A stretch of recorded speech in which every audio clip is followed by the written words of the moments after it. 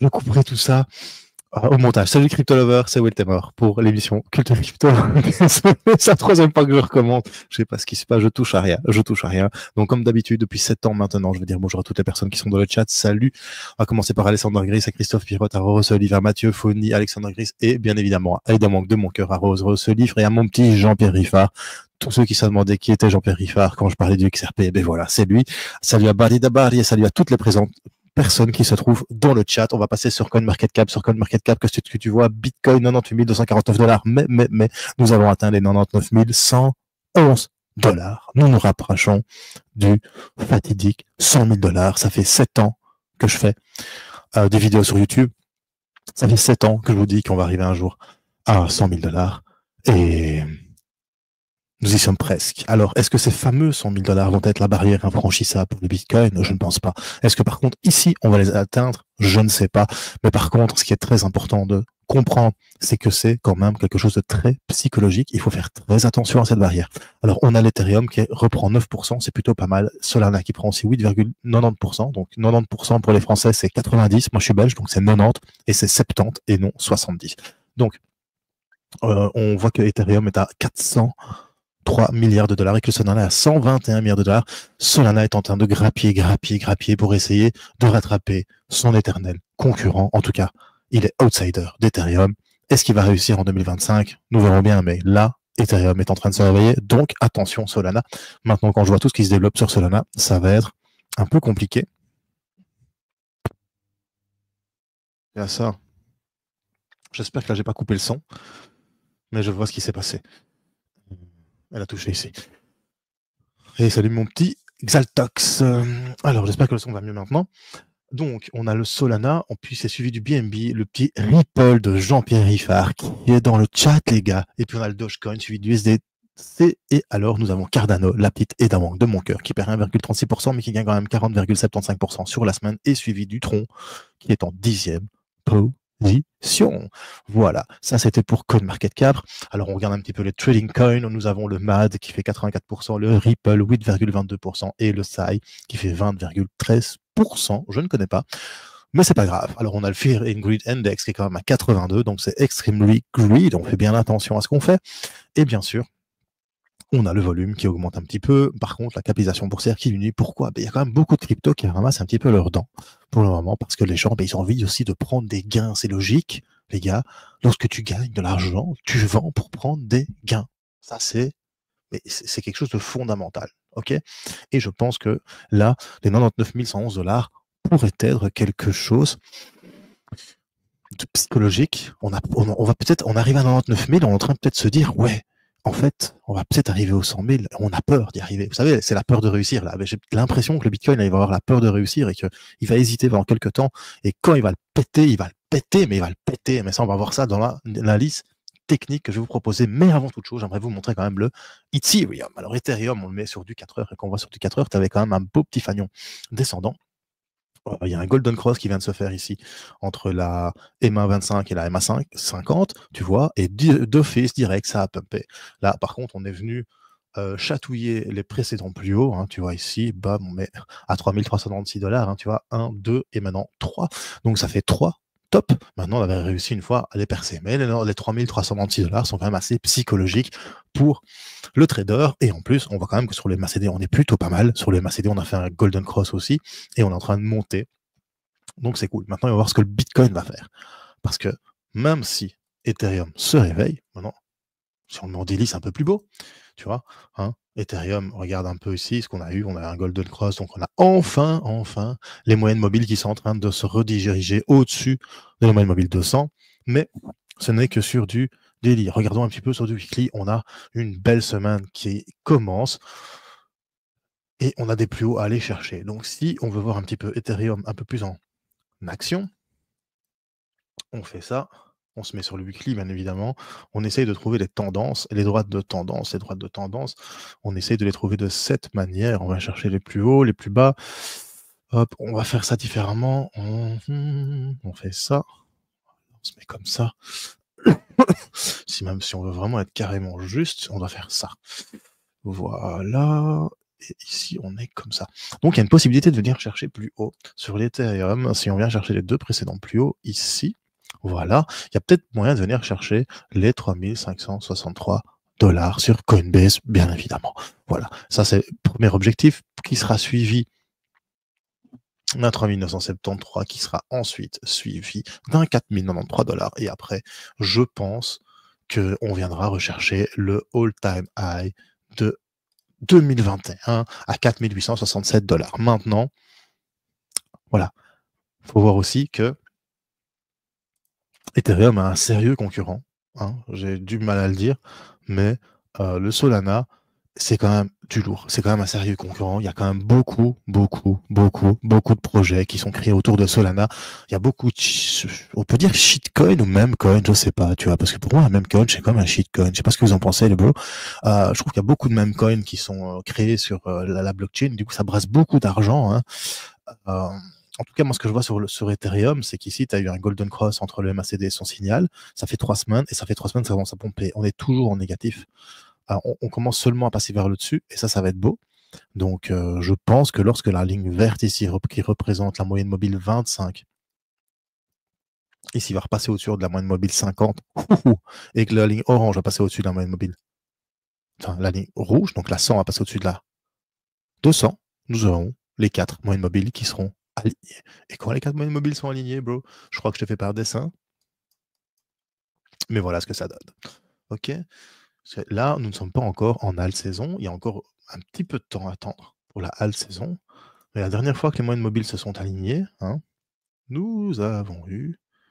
Là, on va se mettre. On a quand même eu un petit 640%, 614%, ça peut être sympa. Donc je pense que ça peut être du lourd pour Ethereum. Est-ce que Ethereum va pumper? En plus, il y a quand même eu l'ETF sur Ethereum qui devrait normalement amener de la liquidité.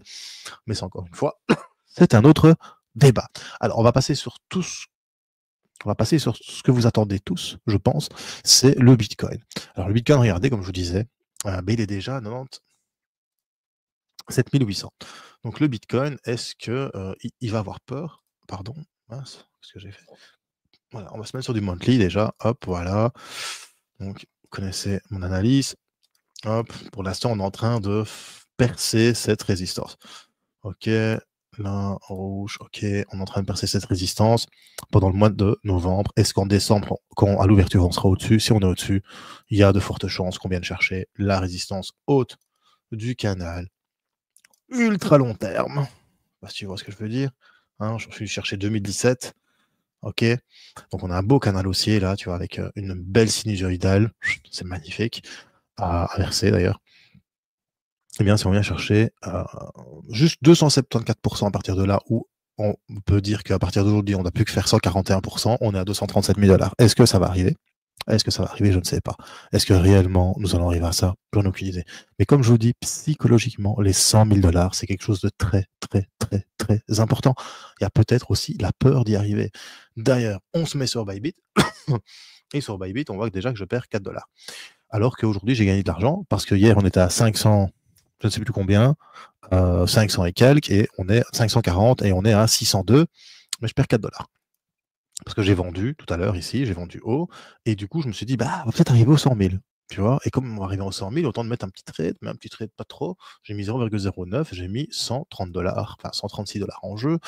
Et donc, si je perds 136 $, je serai à 400 et dettes, donc voilà. Mais, important, je suis quand même à 600 $. On était à 500 et quelques hier, parce que forcément, aujourd'hui, j'avais du temps et j'ai un petit peu tradé, si tu vois ce que je veux dire, pour essayer de faire grossir encore la cagnotte. Donc, on a quand même peut-être le syndrome du j'y suis presque, on va y arriver, et t'y arrives pas, et ça sort pas. Et ouais, mon gars, t'es dans la merde. Ça a été trop vite. Et ouais. Et donc voilà, 99 111 $. Est-ce que c'est peut-être le all-time high que nous allons vivre en 2024? Et est-ce que maintenant le Bitcoin va s'écrouler petit à petit? Je ne dis pas que ça va arriver.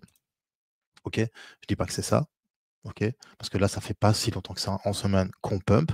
Le MACD est toujours bien, le récit est toujours bien. On est seulement à 76. Quand tu regardes qu'on a déjà été à 80, et que au précédent, on était à 96. Donc, je pense quand même que le Bitcoin, là, il fait juste une petite dépression. Oh putain, j'ai vu les 100 000 $, je les ai touchés, mais non, j'ai peur, j'ai pas envie de sauter, chef, j'ai pas envie de sauter, je t'en prie. Et en fait, nous, on attend qu'une chose, c'est qu'il y arrive à ces 100 000 $. Parce que franchement, je pense que quand on va arriver à ces 100 000 $, il y a deux choses qui vont se passer. En fait, c'est pilule rouge ou pilule bleue. Moi, je suis plus pour la pilule rouge. Je pense que ça va pomme cochon, on va rien comprendre. Ou pilule bleue. Tu vas ramasser tes 100 000 $, et puis ça va dumper parce que tout le monde va vendre. Parce que tout le monde va se dire, ben en fait, c'est quoi, on a atteint le milestone, on a atteint l'objectif, maintenant il faut vendre. Voilà. Donc c'est deux choses. Donc voilà, on est déjà à 97 969 et on est en train de perdre un petit peu. Alors on a méché, tu vois, on a fait une grosse mèche ici, on mèche, qui est la moitié du corps, et ici on essaye, on a essayé, mais on n'arrive pas. Donc on fait un haut plus bas que le précédent. Bon, bien évidemment, il reste encore du temps avant la clôture, mais, attention quand même, on va se mettre sur du H1. Bon, on va passer sur Pro Real Time, c'est un peu plus cool. Donc, attention, donc Pro Real Time, super plateforme. Ici, c'est le web, donc en plus, tout le monde peut y aller. Maintenant, ici, j'ai aucun compte qui est lié, donc c'est juste pour analyser, mais super plateforme pour moi, c'est the best. Alors, qu'est-ce qu'on voit sur Pro Real Time? On se met sur du daily déjà. Bah, sur le daily, en Pro Real Time, on a les Bollinger Bands qui sont mis, on a les moyennes mobiles, il y a cette résistance qui pour moi est très importante. Ici, c'est ici au 91 000 $, hein, nouvelle résistance. On voit que le MACD, bah, c'est plutôt sympa, qu'on a du bon volume, mais le MACD 0 retard qui est en train de se retourner. Donc ça peut faire très mal. Ça peut faire très mal si le MACD 0 retard se retourne. Ça peut faire très, très, très mal. Donc on va voir sur du H4 ce que ça raconte. Et sur du H4, tu vois qu'on essaye.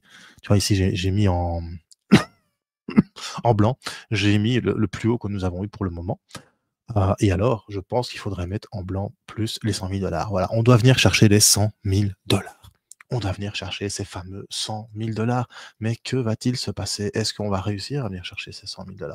Alors, sur le H4, on voit que le MACD 0 retard, hop, est en ligne. Vous voyez ici, c'est vraiment, c'est très, très, très, très, très fin, très léger. OK. Et alors, sur les MACD, par contre, ça continue, mais tu as quand même des histogrammes qui sont en train de chuter. Donc, il faut faire attention. On a le récit qui était haut, qui était en surachat et qui est en train de repasser en dessous des 60, des 70, pardon, des 70.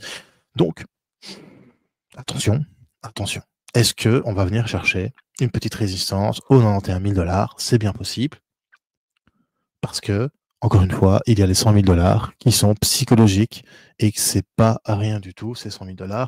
On peut mettre sur du H1, voir un petit peu ce que ça raconte. On va enlever ça. OK. On va enlever ça aussi. Donc voilà, on regarde un petit peu sur le H1 ce que ça raconte. Et sur le H1, on va vraiment garder une erreur ici. Pas folichonne. Deuxième heure, celle-ci qui suit pas folichonne non plus. Et on voit vraiment que le MACD de retard, normalement ici, tu vois, juste ici, il annonçait un retournement de tendance haussière. Hein. Et c'est le contraire qui se passe. Donc comme c'est le contraire qui se passe et qu'on voit vraiment, que sur le RSI c'est léger, mais on fait des hauts plus bas que les précédents. Donc pam, voilà. Donc comme on fait des hauts plus bas que le précédent, attention, tu vois, hein, c'est en train de descendre. C'est en train de descendre. Donc on se met ça, c'est du H1, on va se mettre sur le 5 minutes pour voir vraiment la dynamique qu'il y a pour le moment et la dynamique qu'il y a pour le moment depuis 5, 10, 15, 20 minutes, et même depuis le plus haut, on a chuté, on est remonté, on a fait un haut plus haut que le précédent, alors que d'habitude on fait des hauts plus hauts que les précédents, tu vois. Et là on a fait un haut plus bas que le précédent, pardon. Là c'est des hauts plus hauts que les précédents, donc je vais te montrer ça comme ça. Hop, regarde, tu vois. Chut. Hop, et on en met un autre ici. Tu vois, on est dans un canal haussier, et là nous sommes en train d'entrer dans un canal baissier. On est sur du 5 minutes les gars, OK? On ne s'excite pas. Manage. Hop, on est sur des canaux. Mais pourquoi il veut pas aller lui? Je te demande pas une horizontale moi? De mon segment, voilà. Voyez? Voyez la différence de dynamique? Et voilà. Personnellement, j'ai toujours utilisé pour real time, je pense que Xaltox aussi. Donc voilà. Donc attention, sur du 5 minutes, on vient de percer la 25, la 50, on est en train de rejoindre la 100. On est peut-être en hors contexte sur les Bollinger Bands. Donc voilà. Maintenant, si tu te mets sur du H1, hop, on remove, hop, on remove, hop, on remove, Hop, on remove. Bah, sur du H1, tu vois vraiment, hein, voilà, on a essayé. Là, c'est assez bearish. Donc sur du H1, peut-être qu'on viendrait revoir encore ici la moyenne, parce que tu vois bien que sur le Bollinger Bands, en fait, on est en train de suivre sa moyenne. C'est pour ça que j'ai mis le Bollinger Bands aujourd'hui. Donc l'indicateur que vous voyez ici, hein, c'est le Bollinger Bands. Donc on voit vraiment que la moyenne ici en pointillé a soutenu le prix du Bitcoin sur du H1, ce qui est plutôt pas mal. Maintenant, ce qui va se passer, est-ce qu'il va venir rechercher ici les 97 201 $ ou est-ce qu'en fait il est en train de te faire une feinte et de faire flipper et il va se recharger et revenir dans le cours? Deux possibilités. Personnellement, je parie à la hausse. Voilà, même si je suis à moins 4 $, je m'en bats. N'oubliez pas, on a commencé, c'est quand même beau, on a commencé à 150 $, on est à 602 $ ce jour. Plutôt pas mal, il est à 540, je pense, je ne sais plus, ou 560. Rappelez-moi ça, les gars, si vous avez envie. Donc, voilà. Sinon, eh bien, l'analyse technique est terminée. Si vous avez des questions, on peut regarder d'autres cryptos pour real time. Peut-être que voir un petit Ethereum. Ethereum. Voilà, ETHUSD. Et voilà, vous voyez, ETHUSD, sur du H1, il y a vraiment une sortie de contexte ici. Donc, on explose les Bollinger Bands, bam, hop, il y a vraiment de la sortie de contexte. Il se réveille, Ethereum. Là, on voit vraiment quelque chose qui est en train de se réveiller.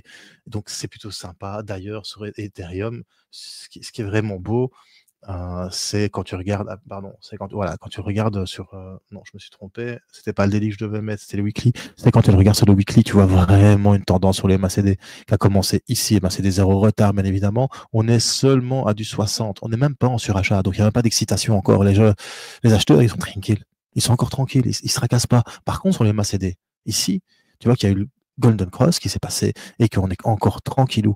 On est encore tranquillou. Donc je pense que petit à petit, l'Ethereum va se réveiller et est en train de se réveiller. Voilà. Alors, on va retourner sur Bitcoin. Voilà. C'est bon. Maintenant, je vous ai dit ce que je pensais.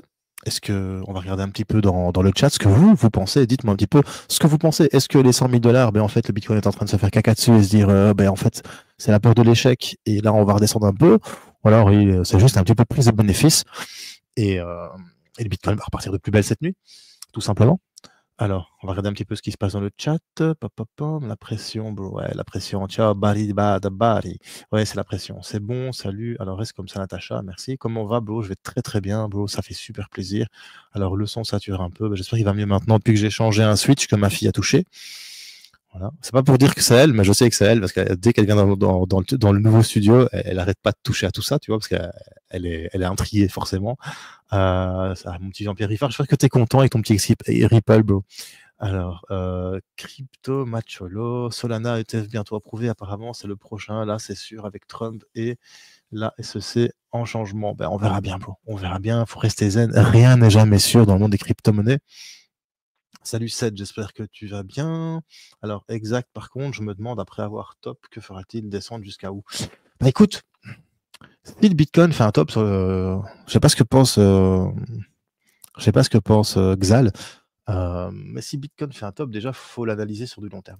Hein, si tu veux voir un top. Parce que tu sais quoi, un mois pareil, tu sais quoi, c'est le plus beau mois qu'on a jamais connu. Hein. Un mois pareil, on passe de 70 000 à 100 000, 30 000 d'un coup, 30% d'un coup sur un mois. Franchement, j'ai jamais vu. Donc, il faut l'analyser. Donc, montée, descente, montée, descente. Donc, le plus bas, il était à 17 000 $, plus ou moins. Ok. Donc, on fait ce qu'on appelle. Alors, soit on fait un retracement de Fibo. Voilà. Là, on fait un retracement de Fibo. Hein. Hop. Et là, tu vois les points clés. Les points clés de Fibonacci sur du monthly. Donc, si tu devais avoir un retracement assez sympa, eh bien, il faudrait que ce soit un 50% de Fibonacci. Et d'ailleurs, tu vois bien que ici, et ici, ça touche exactement les 50% de Fibonacci. Les 50% de Fibonacci, ils sont à 72 784 $. OK. Par contre, si on a un retracement haussier, donc après que ça repart à la hausse aussi, on peut venir chercher les 38,20 de Fibonacci à 79 000 $. Et alors, si tu mets ici, c'est un indicateur, un horizontal pro-oriental trend, donc en fait, c'est les supports très importants. Hein. Eh bien, on a deux supports très importants et il y en a un qui coïncide parfaitement avec les 50% de Fibonacci, c'est ici. Voilà. La Horizontal Major Support, 73 118 $. C'est quasiment ça. Donc, s'il devait y avoir retracement, je pense qu'on faudrait revenir chercher les 50% de Fibonacci pour pouvoir remonter tout simplement. Voilà. Je ne sais pas si Xal, tu es d'accord avec moi, mais moi, c'est ce que je vois. Alors, D-Well, tu as été regarder la crypto d'IMO que je t'avais parlé, 100K pour BTC, ou est largement au-dessus dans 1 ou 2 jours. Bah, écoute, Roro, je t'avoue que non, j'ai pas été voir parce que comme j'ai expliqué, tu sais bien, directeur de supermarché, ben, j'ai quand même un gros boulot et là pour l'instant on rentre dans les fêtes. Donc aujourd'hui, voilà, j'étais à la maison, j'étais en famille, voilà, et j'ai pas eu le temps. Je t'avoue que j'ai pas eu le temps parce que quand je bosse, pour l'instant, c'est pour le boulot, quoi. Donc désolé, mais je vais essayer de voir ça. Alors, future streameuse, la petite, je pense pas, bro. Enfin, quoique. Alors, salut Sabri, j'espère que tu vas bien. C'est quand la halte saison? Ben, la halte saison, c'est quand ça va être quand le capital va être redistribué dans les altcoins, tu vois. Donc la halte saison, il faut voir un petit peu sur BTCD où on en est. On est à 60 là. Ouais, voilà, tu vois, il y a une petite chute déjà. Donc il y a quand même une petite chute sur BTCD qui est en train de se passer. Voilà. Hop, vous voyez, c'est microscopique. Pour l'instant, on est toujours bien dans la dominance BTC. Tu vois, dans la dominance BTC en weekly. On est toujours très bien. Voilà. Pour le moment, ça monte. Voilà. Mais c'est en train de se réduire. Et c'est un fanion haussier, donc à un moment, ça va casser vers le bas. Et quand ça va casser vers le bas, théoriquement, parce qu'une halte saison, à part en 2017, j'en ai pas connu vraiment une autre, enfin une vraie halte saison, il faut regarder aussi la capitalisation boursière excluant, c'est le Bitcoin. Ça s'appelle la Total 2. Et alors, regardez un petit peu mon analyse technique qu'on a fait l'autre fois. Mais si on regarde et qu'on vient faire ça ici, hop, on a vraiment notre petit cup and handle qui s'est fait. Et c'est plutôt pas mal. Alors on pourrait viser un 3,83 milliards de dollars en capitalisation boursière pour les altcoins. En plus, on a quand même eu le Golden Cross qui s'est fait sur le MACD. Donc, c'est ça que tu vois aussi qu'il y a certaines crypto-monnaies qui sont en train de se réveiller. On est peut-être à l'aube de l'altcoin. Parce que si tu viens casser ici les 1,27 trillions de dollars, ça peut faire mal. Alors, il n'y a pas fini. Terminales. Coucou de Bruxelles vers Charleroi, ta fille devient riche, si je me rappelle bien, tu as mis un bitcoin de côté pour elle, tu es super, bravo, bon. Je n'ai pas mis un bitcoin de côté pour elle, j'achète du bitcoin pour elle depuis qu'elle est née, c'est pas la même chose. Et je ne suis plus à Charleroi depuis très longtemps. Je ne suis plus à Charleroi depuis très longtemps, mais ça fait plaisir, merci à toi Fabi. Alors, c'est quand la saison jeune? Tu réponds To the moon, salut mon petit ellipsis, to the moon, bro. Ça fait longtemps que j'avais pas dit ça. Attends, je trace mon vidéo sur là. T'es ok, d'accord. Ouais, je sais, t'en fais pas, c'est normal. Ouais, désolé Roro, mais voilà, je vais essayer de regarder à ça. Alors, d'accord, donc pas de purge de fou. Bah écoute, encore une fois, t'as vu, je me suis rasé, hein, parce que hier, c'était en mode caverneux. Je ne saurais pas te dire, quoi. Je ne saurais pas te dire si ça va arriver, bro.